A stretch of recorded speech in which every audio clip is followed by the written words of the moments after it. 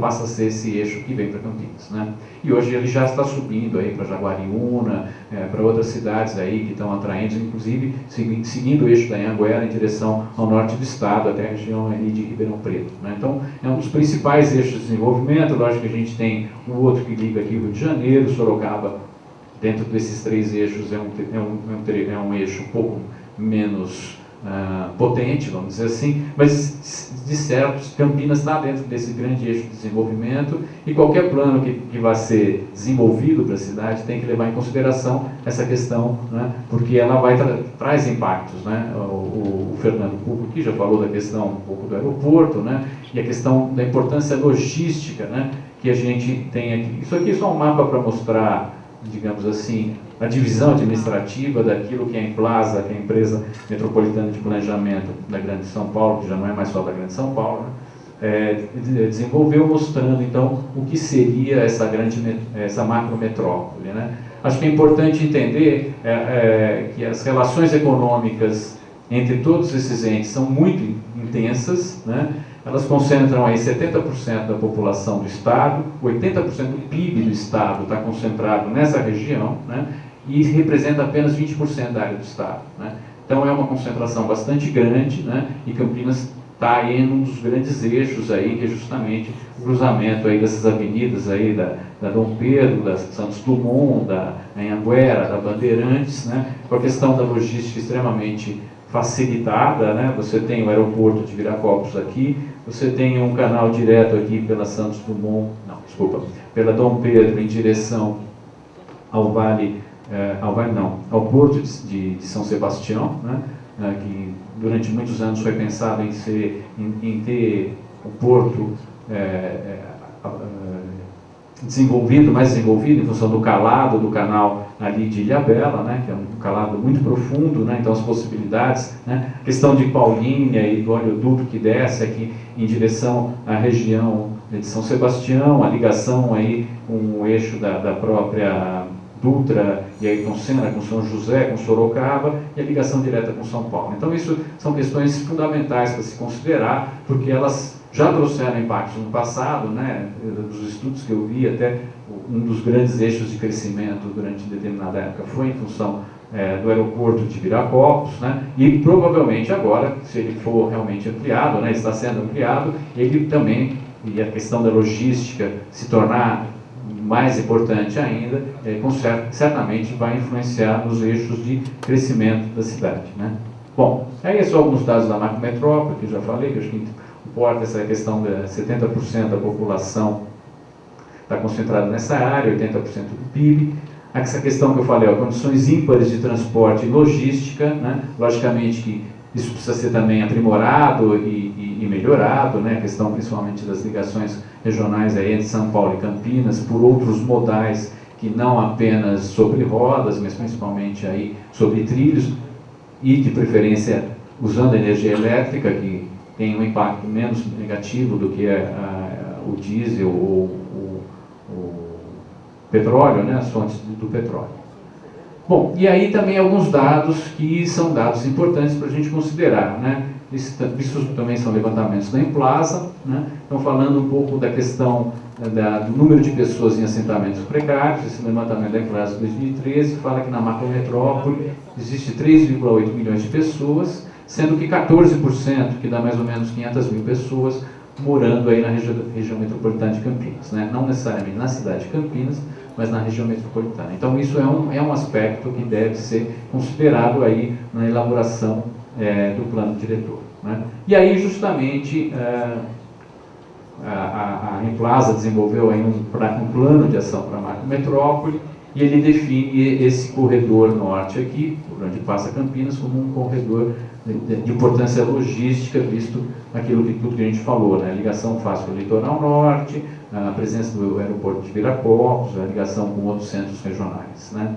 Bom, isso seria então um pouco essa questão que eu acho que é inicial de ser considerada, que é a inserção aí de Campinas na sua região, né, nessa macrometrópole e na própria região metropolitana aí de Campinas. Vocês controlam aí meu tempo? Quando der uma meia hora, você me avisa, por favor. Bom, E aí eu peguei alguns dados justamente para entender essa questão de como Campinas vem crescendo, né? Então a questão das transformações demográficas, né? Aumentou aí um pouco a participação da cidade em relação ao total do estado, né? Cidades, pelo menos foi o SEAD, estava 1.100.000 pessoas, 5% da população do estado, nos anos 80 era 3%, né? Com todos os outros índices que eu peguei aqui, estão muito próximos do estado, não se diferem em nada, né? A questão da taxa de urbanização é uma das taxas mais altas, aí 98%, né? A distribuição entre os sexos, aí a gente tem mais ou menos meio a meio, homens e mulheres, né? A população de 15 anos, isso eu acho que é importante, como a gente estava falando, isso é uma coisa que vai ter que ser pensada daqui para frente, ela diminuiu, né? A população de 15 anos representava 30% da população de Campinas em 80, só 18%, quer dizer, baixou para 18% agora em 2014. E a população com mais de 60 anos, que era apenas 6%, passou para 14%. Né? Então, esses são aspectos que vão ter que ser considerados. Né? A gente tem que pensar a nossa sociedade daqui para frente, isso vai influenciar muito, principalmente na questão do espaço. Né? Já? Puxa. Tá, então, eu vou falar mais rapidamente aqui. Tá? Bom, então, caindo aqui a questão da taxa geral de crescimento anual, né? Aqui é só para a gente entender um pouco o crescimento segundo as regiões da cidade, né? A gente teve uma alteração muito grande entre os anos 70 e recentemente, como eu falei, com esse grande vetor de crescimento aqui em direção ao sul, né? Isso era quanto representava da população nos anos 70 e 2010. Então tinha uma concentração muito grande aqui nesse setor leste, provavelmente em função da área central, né? 36%, um pouquinho no norte também, porque parte da área mais concentrada também estava na área norte. E agora a gente percebe que a gente já tem outras, né? Ainda continua com essa concentração aqui, mas diminuiu muito, né? Como eu pus aqui, olha, perdeu comparativamente, né? Ela perdeu 9% da participação, e você tem aqui essa região sudoeste e noroeste que cresceram bastante, certamente de 70 e 2010, muito em função do aeroporto de Viracopos, então foi um grande eixo de crescimento. Né? E aí entender um pouco isso nos dias de hoje, né? A gente percebe que a cidade já está crescendo bem menos, né? A taxa de 1% é uma taxa adequada, não é uma grande taxa, mas a gente percebe que essa região noroeste, né? Definida aqui pela CEPLAN, né? Ainda é uma área que está crescendo aí a 1,8%, né? Outras áreas estão crescendo bem menos, mas ainda é um foco de crescimento populacional. Né? Aqui o sudoeste já não está crescendo tanto, então agora é o noroeste. Né?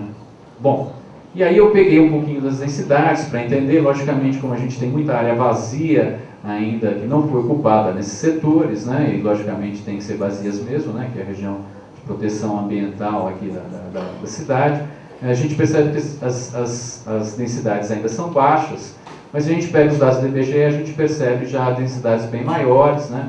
Principalmente aqui na área central, um pouco aqui na região norte e bastante aqui nessas regiões sudeste e noroeste. Né? Aí eu quis entender um pouco a lógica dessa questão, né? E eu fui buscar o Índice Paulista de Vulnerabilidade Social, que é um dado do SEAD, que mede aí a questão da expectativa de vida, educação, renda, escolaridade, né? Para entender um pouco como isso se distribuía, né? Porque até agora parecia que estava tudo mais ou menos uniforme. E aí o que eu percebi é que existe um grande divisor norte-sul aqui na região de Campinas, que é a rodovia Anhanguera. Né? Então, para cima a gente tem uma população com um nível de vulnerabilidade social muito baixo. Né? Então, certamente são as classes sociais que são mais bem educadas, que têm uma expectativa de vida maior, que têm condições de vida melhor, ganham mais. E aqui para sul, né, a gente tem os grupos mais precários. Né? Eu fiz uma visita virtual. Né? Bom, então o que a gente percebe? Então a gente tem uma região norte mais desenvolvida, uma região sul mais precária. Né? E aí a gente vai falar um pouco, eu vou correr aqui para poder falar, da questão dos instrumentos, no sentido de tentar fazer investimentos cruzados, né? Investir através até de repente de uma pujança de um mercado imobiliário, né? Provavelmente deve ocorrer nessa região norte, na recuperação dessa região sul. né? Bom, aí são algumas imagens, né? Não vou me alongar muito nisso, porque o tempo já está pequeno, né? Então, o centro já verticalizado, o norte aí com os condomínios. Bom, a região norte aí com as duas universidades, a Unicamp, a PUC e as regiões aí de habitação, né, das pessoas aí, os bairros que a gente chamaria em São Paulo de bairros jardins, né? A região leste tem essa questão da questão ambiental muito forte, né? As APAs que estão lá presentes, mas tem um desenvolvimento, né? E a região sul aí cortada aí justamente pela Anhanguera, que foi o grande eixo aí de desenvolvimento durante muito tempo, né? A entrada aí da cidade. Isso daqui eu acho interessante falar, isso daqui é uma ocupação aqui na região sul, que quando quando eu dava aula aqui eu vi ela sendo formada, né? Isso nos anos 90, e que, pelo que eu vi aqui, logicamente, do Google, não fui até lá, ela já está bastante regularizada, já foi, né? Já teve algum processo aí, Rosiel Monte Cristo já está asfaltada, né? com calçadas e coisa e tal, até aparentemente com uma qualidade urbanística melhor do que outras regiões que eu vi pelo Google, né? Bom, a região sudoeste, né, que tem esse eixo então que liga com o aeroporto de Viracopos, né? Então a questão logicamente que é importante, que apesar de estar modificando, porque está diminuindo a importância da indústria, mas ela ainda continua, né? Os empregos industriais estão reduzindo, mas o valor que a indústria, o valor econômico da indústria para as cidades, ele se mantém, diminui um pouco, mas não tanto quanto o emprego, mas ainda é importante, né? E Campinas tem essa característica justamente por ser essa questão logística muito forte, muito desenvolvida, né? Aí na região sudoeste, então áreas também, né, de população de uma renda média, né, mas áreas já bem mais precárias, aí com problemas de esgoto a céu aberto, sem pavimentação, com as casas bastante precárias, então que certamente terão que ter algum tipo de atenção do plano diretor para tentar resolver essa problemática, né. A mesma coisa na região noroeste, né, então aí vi que a fábrica, não sei se é a fábrica da Pirelli, mas tem um conjunto grande da Pirelli aí, fábrica, né. E também, de novo, a questão da situação da precariedade, né? Então, meio que bate com aqueles dados, né, que a gente pega ali na escala macro, né? Então, de ter essa região para baixo da Anhanguera, com condições mais precárias, apesar de ter presença de indústrias, mas a condição de vida da população é mais precária, e no norte, condição mais adequada, né? Bom, agora eu vou falar especificamente sobre os planos. Isso era para entender um pouco as transformações pela qual a cidade e as cidades vêm passando, né? Eu não vou repetir muito isso, o Fernando falou um pouco, né? Mas pela Constituição Federal, o plano diretor é o plano de desenvolvimento das funções sociais, é o principal instrumento da política urbana, né? De desenvolvimento, de expansão urbana. Então, ele tem que pensar essas questões todas que a gente está colocando aqui e procurar dar soluções, né? A questão da função social da propriedade é muito fortalecida na Constituição, posteriormente no Estatuto da Cidade, e é uma das exigências básicas do plano diretor. Ele tem que falar sobre a questão da função social, né? No Estatuto da Cidade, que é a lei federal que regulamentou esses artigos, aparece de novo o instrumento da política de desenvolvimento urbano, né? Diretrizes e prioridades de desenvolvimento que devem estar ligadas com a questão do planejamento econômico, né? Isso também é uma novidade que o Estatuto da Cidade traz e que precisa ser cada vez mais considerado, né? E a questão, como o Fernando já falou, tem que englobar o território, o município todo, né? Revisto a cada 10 anos, isso ele já falou também. A participação popular também já foi falado, a publicação, o acesso. Eu acho que nesse aspecto eu fiquei muito feliz de ver Campinas aqui vou levar essa sugestão lá para a cidade de São Paulo, está revendo sua lei de zoneamento, de ter um app aí para as pessoas poderem participar, né? Bom, uma coisa que é importante, que a gente já vai falar daqui a pouco, cidades com mais de 500 mil habitantes, plano de transporte urbano integrado. Então, a questão do transporte é uma questão que tem que ser fundamental no plano diretor de uma cidade das dimensões de Campinas, né? E isso também são outras questões. O que tem que ter no mínimo, instrumento de indução, as áreas aonde vão ser usados os instrumentos de indução da função social da propriedade, que eu vou falar um pouco daqui a pouco, e alguns outros instrumentos urbanísticos, direito de preempção, outorga onerosa, operações urbanas, transferência do direito de construir. Isso, pelo Estatuto da Cidade, é o mínimo que tem que conter, né? E o sistema de acompanhamento e controle. Bom, O Estatuto foi modificado recentemente, em 2012, na questão dos municípios que tiverem áreas de ocorrência de grandes inundações ou processos geológicos aí de deslizamento de grande impacto, tem que fazer também um plano, tem que fazer um levantamento do plano de risco, né? Então tem que ver as áreas de risco, isso tem que ser incorporado no sistema de planejamento. E, por fim, essa questão da ampliação do perímetro urbano, a zona de expansão urbana também tem que estar constante no plano diretor, né? Bom, eu peguei aqui o último plano diretor de São Paulo, não porque gostar dele, ou lógico que tem outros planos, eu peguei por uma questão muito simples, porque eu tive que estudá-lo recentemente, com um trabalho que estou desenvolvendo, então eu estou bastante ao par do que ele está falando, né? E a ideia, lógico, não é dar ele como modelo, mas falar de algumas questões que eu acho que são importantes, né? A primeira questão no nível do plano diretor, acho que é a questão do macrozoneamento, né? Como eu falei aqui, a região leste de Campinas já é sabida, é uma região de proteção ambiental, né? Tem várias, né, APAs ali em Joaquim Egídio, né? Então, isso tem que estar constando no macrozoneamento, que define justamente as áreas que são possíveis de expansão, áreas que têm infraestrutura ainda para receber um adensamento maior, áreas que não têm infraestrutura e que precisam, né, então que essa infraestrutura seja elevada. Isso pode ser definido na escala do município como um todo, como um macrozoneamento, né? Então, questões da redução da vulnerabilidade, a urbanização a ser incentivada, a urbanização a ser controlada e áreas de preservação ambiental aí nos seus mais diversos níveis, né? Desde de áreas que podem ter usos, que é chamado de usos sustentáveis, que são compatíveis com a preservação ambiental, até áreas que são parques, que aí não pode ter uso nenhum, que são, né, que tem que ser desapropriadas, né? Justamente as APAs, os parques, isso tudo acho que tem que estar constando, justamente pela questão, né, não só da orientação do desenvolvimento urbano, mas da própria questão da preservação ambiental, né? A questão das políticas setoriais é a questão do desenvolvimento econômico, né? Então, isso é uma questão, como a gente está falando, importante, né? O Fernando também citou isso. Então, áreas que se planeje, que se entenda que são necessários algum tipo de atitude do Estado, do poder público, para atrair atividades econômicas novas, né? Então, aqui estou mostrando especificamente, tem aqui a região, a zona leste de São Paulo, é muito carente de empregos, né? Ela tem uma concentração muito grande de pessoas, que 2 milhões, 1,5 milhão de pessoas fazem esse percurso diário para poder trabalhar, e então se propôs criar uma zona de desenvolvimento econômico, uma série de incentivos para atrair empresas. Tá, agora já estou acabando.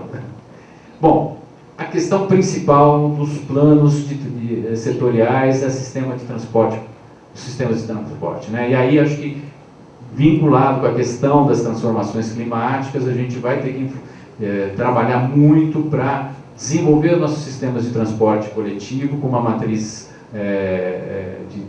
limpa, né? Então, procurando fugir aí dos produtores de gás de efeito estufa, né? Então, o transporte coletivo, sistemas de transporte alternativos, como o cicloviário, a enfatização dos pedestres, isso é uma coisa que está na pauta do dia e está relacionada com as transformações que a gente está vendo, né? A questão que o vice-prefeito falou da compatibilização do solo com a infraestrutura urbana, né? Então, a questão de se procurar adensar a cidade nas áreas que já têm infraestrutura e, principalmente, que vão ter essa infraestrutura de transporte de média e alta capacidade. Isso é uma questão fundamental para a gente pensar nos dias de hoje, justamente para diminuir deslocamentos, diminuir a emissão de gases de efeito estufa, né? Otimizar a utilização daquela infraestrutura cara que foi colocada ali, né? A questão das políticas setoriais, então a questão hídrica, das expansões aí dos sistemas de abastecimento, esgotamento sanitário, é fundamental que esteja também presente nos nossos planos. E aí os instrumentos, já finalizando, falar um pouco dos instrumentos, né? Conforme a Constituição Federal e o Estatuto da Cidade, e até consonante com essa questão de ocupar áreas que têm infraestrutura e estão subutilizadas, é muito importante que os planos diretores trabalhem com esses instrumentos da indução da função social da propriedade, né? Então, identifique as áreas em que seja exigido dos proprietários, primeiro, parcelamento de edificação compulsório, se ele não fizer isso num prazo de 2 anos, imposto predial, IPTU, predial e territorial progressivo no tempo, e por fim, desapropriação, né, com pagamento de títulos da dívida, para você poder utilizar aquele terreno para um uso mais nobre do que ficar vazio, né? Isso é muito importante porque o relatório do Ministério das Cidades fala que a maioria dos planos diretores não define os parâmetros de cumprimento da função social da propriedade. Então isso é uma questão, acho que fundamental e primordial que a gente vai ter que se debruçar em cima, né? Eu vou falar aqui rapidamente sobre alguns instrumentos, né, urbanísticos. Eu particularmente sou uma pessoa bastante crítica com relação às operações urbanas. Eu vou explicar por quê. Eu acho que a gente tem novos instrumentos que surgiram a partir do Estatuto da Cidade, como a outorga onerosa, que tem um efeito mais redistributivo, né? E eu acho que a gente tem que pensar um pouco aí sobre a questão da operação urbana. Eu vou pôr um quadro síntese, que eu já estou meio com tempo. Isso aqui são as operações urbanas em São Paulo. A gente percebe que 88% do que foi arrecadado vieram de duas operações onde tem interesse de fato do mercado, que é a Operação Urbana Água Espraiada, Faria Lima, né? Foram 6 bilhões e essas duas arrecadaram 88% do dinheiro das operações urbanas. Se a gente for ver os gastos, né, e aí eu levantei as atas das reuniões dos conselhos gestores, né, isso na verdade é da SP Urbanismo. A gente tem gastos com um retorno social maior, quais sejam habitação de interesse social e transporte coletivo de alta capacidade, eles ficam muito aquém ainda, infelizmente, dos gastos com obras e serviços. E se você for levantar quais são gastos com obras viárias, né? Então a ponte estaiada, o túnel, a nova avenida, né, que reforçam a matriz suja, vamos dizer assim, do transporte individual, né? Na ponte Água Espraiada, nos túneis que foram construídos em São Paulo, não passa ônibus, então é para o sistema de transporte individual, né? Bom, o novo PDE definiu aí que tem que ter no mínimo 25% só em HS, então isso deve mudar daqui para frente, né? A tendência é que mude, mas até então, dados da SP Urbanismo, a gente percebe que ainda o retorno social dos investimentos nas operações urbanas foi muito pequeno, né? Bom, só concluindo sobre isso, mas ainda tenho mais a outorga onerosa. As operações urbanas juntaram 6 bilhões para ser gasto em 2% da cidade, e a outorga onerosa juntou 1,6 para ser gasto nos outros 98% da cidade, né? Então, tem alguma coisa errada aí, né? Porque se você tem 232 vezes mais real por metro quadrado para investir numa área já muito nobre da cidade, né, esse instrumento precisa ser revisto.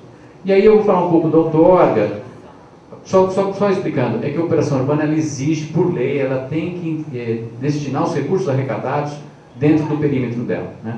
A outorga onerosa não, ela vai para um fundo municipal de desenvolvimento urbano, né? Ela tem que ser definida o coeficiente básico, o coeficiente máximo. Quem passar do básico para o máximo paga uma quantia para poder construir, e ela tem essa questão. São Paulo agora adotou o coeficiente 1 para a cidade toda, né?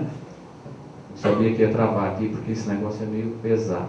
Bom, tudo que passar de 1 vai ser então outorga onerosa, vai para o Fundurb, e isso vai ter que ser destinado, também carimbado no novo plano diretor de São Paulo, no mínimo 30% em HS e no mínimo 30% para transporte público, né? Então é uma maneira de você, de fato, garantir, né, que esses recursos que estão sendo arrecadados, que não são poucos, sejam investidos em obras públicas que vão ter um retorno social maior, que é o transporte coletivo e a habitação de interesse social, né? Bom, aí só o gráfico de evolução da outorga onerosa em São Paulo, né? Também são gráficos. Bom, e já estou terminando, eu vou falar um pouco, provavelmente a próxima palestrante talvez fale um pouco mais disso, que são as zonas especiais de interesse social, né? Justamente para trabalhar aquela questão das áreas precárias, né? Então definir áreas que sejam necessárias à regulamentação, à regularização fundiária, urbanística, recuperação ambiental, áreas ainda que seja possível a expansão de conjuntos habitacionais para essa população de baixa renda, né? Acho que a gente tem uma série de financiamentos voltando agora para a produção de habitação popular, que os municípios devem se atentar para isso, porque é importante eles definirem para onde esses recursos vão, né? No caso específico de São Paulo, não sei se é o caso aqui de Campinas, a gente tem uma orla industrial ao longo da ferrovia abandonada que precisa ser ocupada, foi definido como área prioritária para habitação de interesse social, né? E outras áreas aí, né? Bom, tem outros instrumentos, o meu tempo já acabou. Acho que só queria falar um pouco da cota de solidariedade, que é uma exigência que agora, para o novo plano diretor, empreendimentos com mais de 20 mil metros quadrados de área construída têm que garantir 10% da área construída para habitação social. Se não for dentro do terreno, ele vai ter que comprar o terreno para se produzir isso, né? A questão importante dos projetos urbanos ligados ao planejamento e como estruturantes da ação governamental, né? Isso é uma coisa que, lógico, já vinha vindo, mas é importante que a gente reforce isso e tenha cada vez mais presente essa questão, né? Concessão urbanística, os instrumentos de regularização fundiária, né? Instrumentos do patrimônio, de proteção ao patrimônio cultural. Eu não vou poder falar todos, são alguns dos instrumentos, mas depois, talvez, durante o debate, a gente possa vir a falar, né? Bom, aí são as referências, se alguém tiver interesse, a gente pode depois disponibilizar aí em PDF. É isso, obrigado.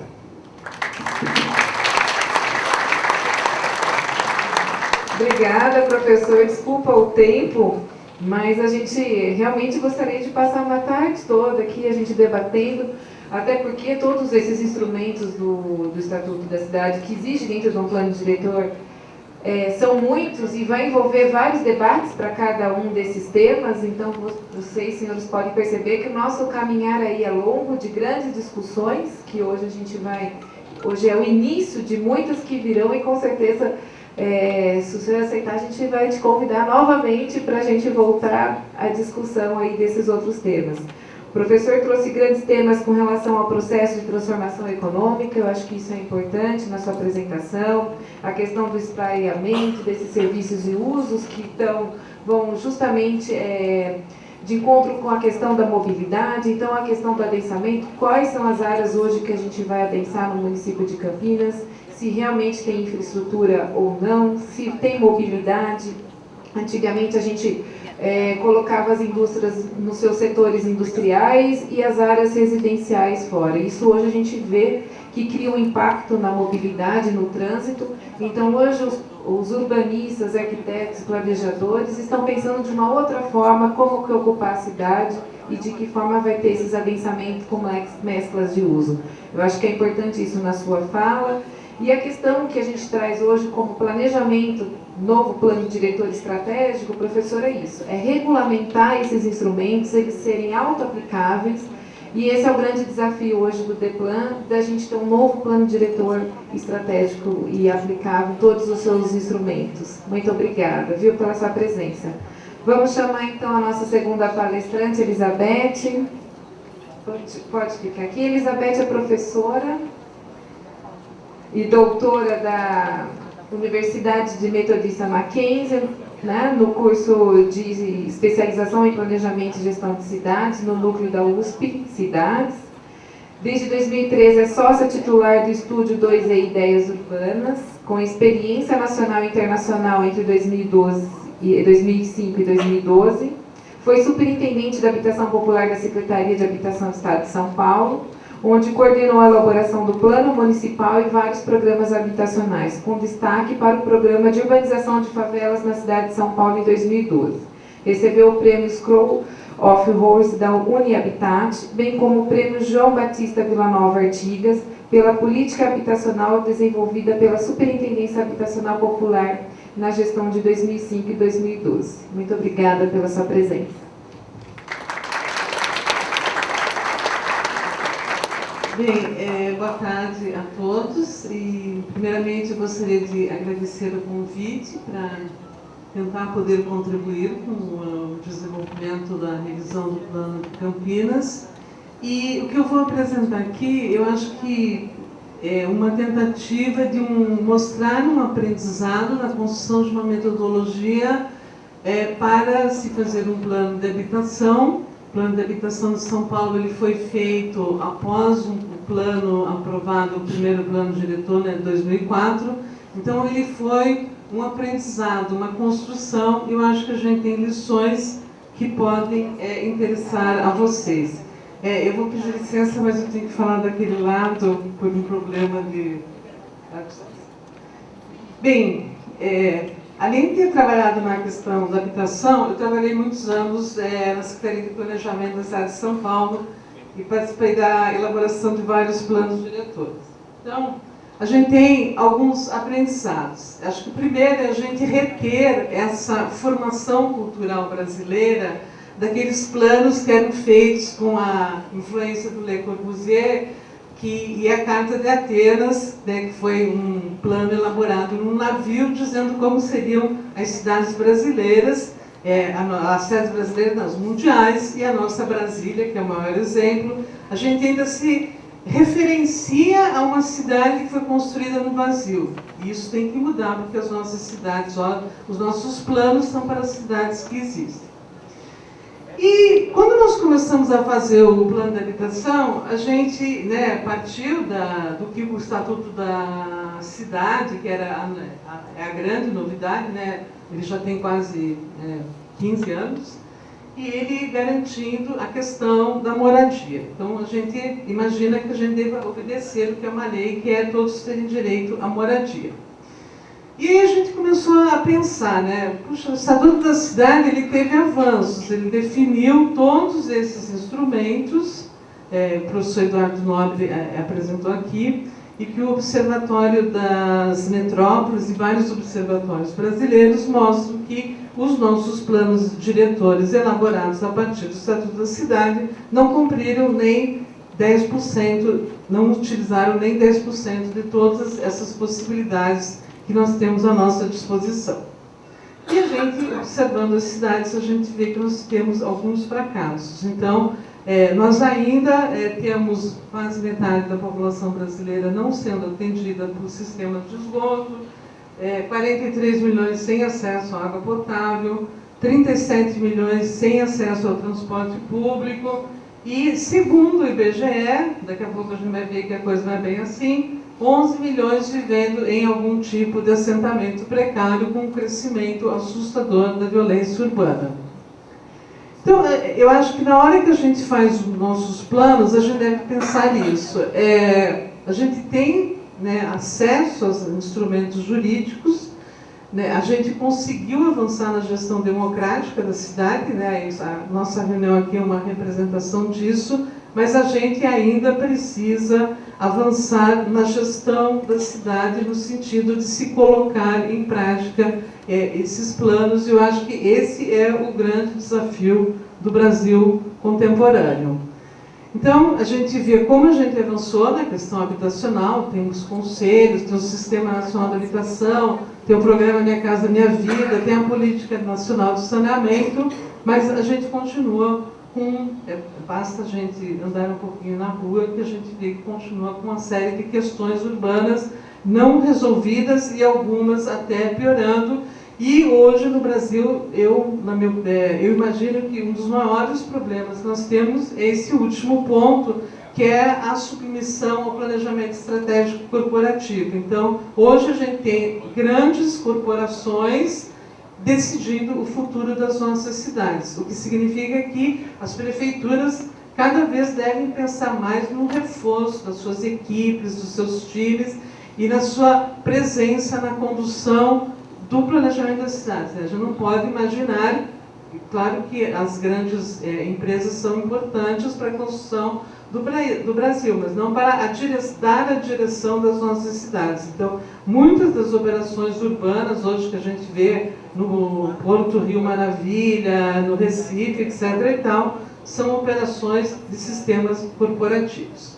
E aí, então a gente pensou, né, em 2005, que nós começamos a fazer o nosso plano de habitação, quais são os desafios da nossa cidade contemporânea, que não é mais aquela do Corbusier no navio pensando o futuro das cidades mundiais. Então, esse é o quadro, né, mundial hoje, né, um número imenso de pessoas, principalmente na nossa região aqui do sul, com problemas de água, saneamento. Cada dia os índices mostram um crescimento maior da população que vive em assentamentos precários. E essas são algumas fotos dos nossos desafios, né? Poluição, uma ocupação densa, isso aqui se repete em cidades em todo o mundo, né? Então aqui é Caracas, ali era Colômbia, aqui é Caracas, o Rio de Janeiro, e aqui é São Paulo, e São Paulo na região da Blitz. Então, nós não podemos fazer um planejamento que não observe essa realidade das nossas cidades. E aí a gente, na habitação, a gente toma dois caminhos possíveis. O mais tradicional, que a gente abre o jornal e lê todo dia, é o do famoso déficit. Nós temos 5 milhões de pessoas sem moradias, e para isso, então, a gente deve construir moradias. Não importa onde a pessoa está e onde a moradia vai ser construído, e o resultado também nós conhecemos, não é nunca muito tranquilizador, né? E se repete no mundo todo. Então, isso é na África do Sul. Os números são interessantíssimos, né? São lições para nós.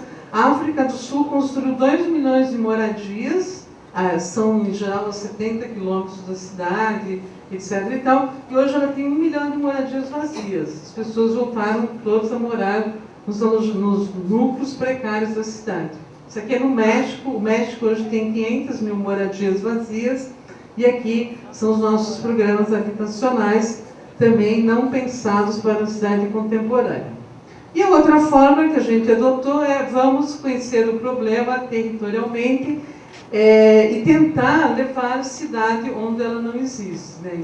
Muitos trabalhos já correm nessa dimensão. Então, esse foi o primeiro desafio que a gente chegou em São Paulo, na secretaria, e tinha essa informação que 3 milhões de paulistanos viviam com alguma precariedade. Então, se optássemos pela primeira hipótese de trabalho, a prefeitura sairia construindo 800 mil unidades habitacionais, imaginando que 3 milhões estivessem na rua sem moradia. E aí nós construímos, então, o nosso método de trabalho, que partia da ideia de discutir esse número do déficit. E a gente caminhou corretamente, porque esse é um trabalho da Universidade do ABC, e ele mostra as diferenças dos números oficiais. Então, só vendo aqui em São Paulo, que é essa coluna aqui, o censo de 2010 diz que São Paulo tem 350 moradias precárias. E nós, em 2008, chegamos, contando uma a uma, a 596. Então, vocês imaginam o prefeito, os secretários pedindo orçamento para 300 mil novas, para tratar desse problema, e na realidade o problema aliás, esse aqui o dado, desculpa, 890 mil famílias. Então, aí o prefeito, quando vai apresentar o resultado do seu trabalho, ele vai ver que a coisa não deu certo. Opa!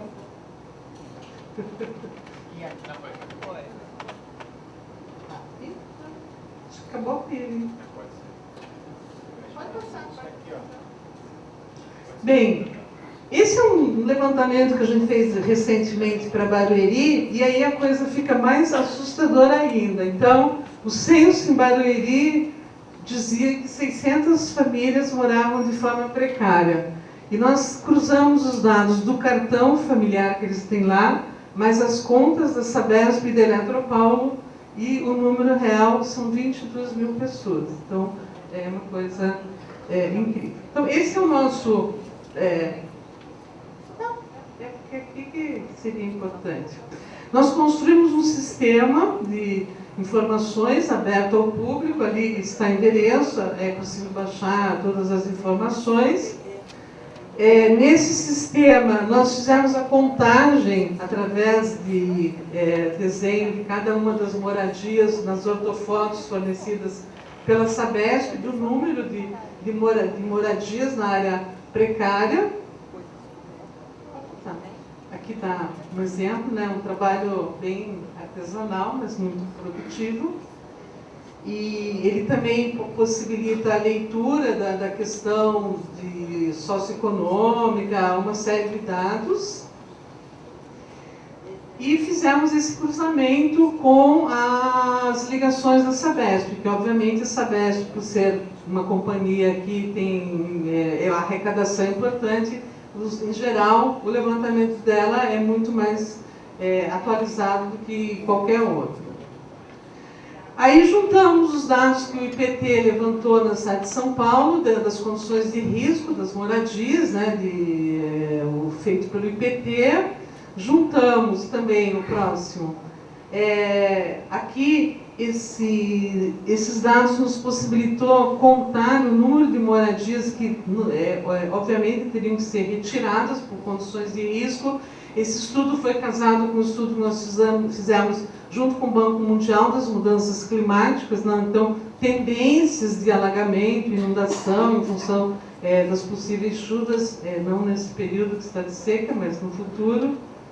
E juntamos com o dado que também o professor Eduardo mencionou, da vulnerabilidade social, para cada um dos assentamentos precários, e os índices de saúde, possivelmente veiculados por falta de saneamento, e chegamos então ao próximo slide. Fizemos um critério de seleção, né, o que podia ser, tinha que ir para novas habitações, o que tinha que ser urbanizado, e pode passar. Passa os dois que querem para o mapa, pela questão do tempo. E esse, então, foi o nosso mapa final, onde a Prefeitura, em 2008, passou a saber o que ela tinha que fazer na vida. Então, chegamos à conclusão, né? Esses são os assentamentos precários que, no plano diretor de 2004, metade deles não tinham sido grafadas como ZEIs. Então, isso reforça a questão da aproximação dos planos com o território. Porque quando a gente faz muito, no voo 5.000 quilômetros de altura, isso fica muito distante. E chegamos, então, que 20% das favelas e 13% dos loteamentos tinham aquela situação de vulnerabilidade climática, por alagamento ou solapamento. E aí nós decidimos que o trabalho do município, em qualquer plano, ele tem que ser pelo território da subbacia, por razões óbvias, que nós precisamos preservar a condição número 1 da nossa sobrevivência, a nossa rede hídrica, a rede hídrica das nossas cidades. Então, a priorização de intervenção foi definida pelo território da bacia. E aí, em 2009, como a gente vai sempre aprendendo, a gente incluiu novos critérios de prioridade, né? Colocamos os parques lineares, previstos no plano 2004, e 2 trabalhos da Sabesp, que era o córrego limpo e a implantação dos coletores troncos. Porque a Sabesp sempre informa que ela não consegue coletar todo o esgoto, porque as famílias moram em condições precárias em cima, etc. e tal. Então, entrou como prioridade e aí definimos os perímetros de ação integrada. E aí, dividimos isso obviamente, nenhum prefeito conseguirá resolver em 4 anos o problema da habitação, nem em São Paulo, nem em Campinas, nem em lugar nenhum. Então, dividimos, a gente tinha um valor anual de 1 bilhão, ali está 1 milhão, mas 1,5 bilhão de recursos para gastar na habitação.